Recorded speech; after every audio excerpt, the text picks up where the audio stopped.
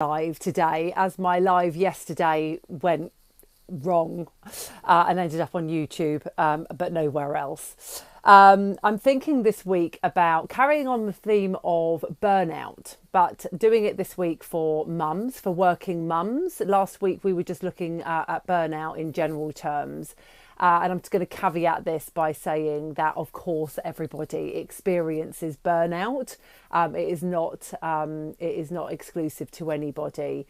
But I enjoy talking to women. I enjoy talking to mums. My client base is made up of women who are both mums and not mums. But we're thinking about burnout for working mums today. If you're watching me live, don't forget to hit the like button and play along with me, chat along with me. Let me know what you're thinking and let me know if anything that I'm saying resonates with you or if you disagree with anything that I say. Then I'm always open to your comments and your feedback. So thinking about working mum burnout today, this week, and thinking about, what it is that makes us feel like we need to be doing so much all of the time and never really carving out that time for ourselves. And I think part of the problem is that we feel like we need to be doing everything. We can be good at delegating some things, but I think overall, my experience of being a working mum, my clients' experience, my friends' experience, my peers, my colleagues, we all have the same kind of traits. And that is that we either find it really difficult to delegate, often because it's just easier sometimes to just do something yourself. Maybe you feel you don't have the support from a partner or from within your family or in your work to be able to delegate or ask for help. And I think, we are set up as mums from very early on, obviously, carrying children, doing all of that first part of care. I think we just kind of like naturally assume the role. We just kind of get on with it. And I think that's what we do as women, right? We just kind of get on with it. And what happens is that before we realise it, we are in a position where we are suddenly utterly depleted of energy.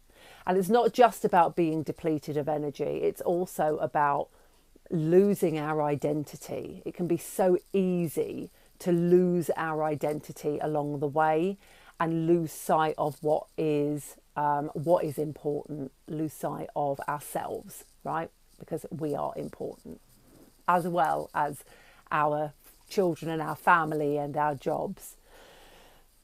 And so what I encourage my clients to do, what I do very much for myself, and what I find very helpful is to block out time, is to block out chunks of time. And I was talking, funnily enough, with a client about this yesterday, about the importance of needing to not have a rigid structure. It's not about having a rigid structure, but it is about blocking out times where you know that you are going to be doing some things. And this is work as well as family commitments, where you know that you're doing some things here, some things here, this bit here. And what that does is that, in my experience, what that does is that alleviates anxiety. It alleviates me from feeling like I need to be doing absolutely everything now, because I know in my mind that if I do this thing now, I'm then going to go on to the next thing next, and then the next thing next. So whether that is writing a report, whether that is having some time with the children and being present. This is about being emotionally present for them as well. And you're not your mind worrying about what you need to be doing next. Whether it's factoring in time for self-care, which is essential for everyone, regardless of gender or family setup. Really making sure that you have that time as not necessarily as protected time. Self-care should be protected time. Family time, I think, should be protected time. Work time should be protected time. But it's not about being so boundaried that there's no movement. It's just about giving you a structure that you can work towards, and that helps you then to focus on what needs to be done without having to worry about what needs to be done next. Okay, that's really, really helpful. And of course, self-care is a massive part of, or lack of self-care is a massive part of burnout. And I was reading something on LinkedIn today, which I absolutely love. It resonated with me so much, I'm going to start using the term myself. And that is work-life integration. And it's a really simple shift to work-life balance, but it's something that I really resonate with because, you know, we want to be doing all of our parts, or all of the roles that we are needing to do in alignment. If we're always feeling like we need to be donning a different hat for all of the different things that we do, then there is no integration into us. And actually, I find with myself and with my clients that once we start incorporating all of the parts of us into one, then life becomes a lot easier. And this is really important if you are working, particularly if you are working for a big organisation, or maybe not a big organisation, but for an organisation, of feeling like you need to leave your mum hat at the door. I speak for myself here, running my own business. I find it easier to incorporate my role as a mum into the work that I do, particularly because I run my business around my family, and also because I work with mums, predominantly with mums, and not exclusively.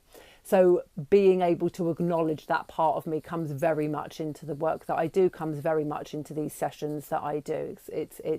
It's a big part of my life, and so it's not a part that I'm willing to put to the side, if you like. But making that time, that time for yourself is a really, really essential part of making sure that you don't get to the point where you're burnt out. Now, look, days get busy, weeks get busy. There are some days and weeks that are far busier than others, and I completely appreciate that. But making time for yourself should be non-negotiable.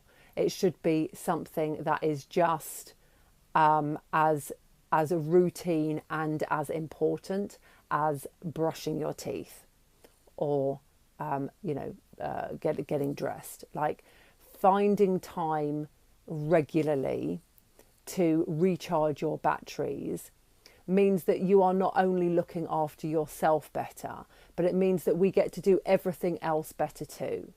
We get to be a better mum, we get to be a better wife, we get to be a better business owner or a better employee.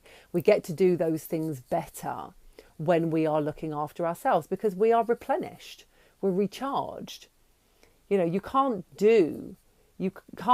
we can't be running around doing all of the things on 20%. We have to take the time to recharge that battery so that we're doing everything to our best ability. And that means looking after yourself. Now, whatever that looks like to you, in a way, it is irrelevant. It's whatever makes you happy. It's whatever you need to do to tune out. So that might be that you go for a walk. It might be that you meet up with your friends. It might be that you go to bed early, or you do your exercise classes, whatever that looks like to you. But make sure that you find the time in the day to do that, and you incorporate that into your daily or weekly routine, because it is essential. And then learning what you can delegate. Like, I don't know about you, but I'm a bit of a martyr, to be honest with you. And I feel like I should be doing all of these things by myself. Sometimes because it's just easier to do it by myself. And sometimes, I admit, because I'm not very good at asking for help, not just from my husband, but from anyone else. But actually delegating some of the things is essential. It's essential to be able to say, I need your help to do this. It might be that you need to ask your employer to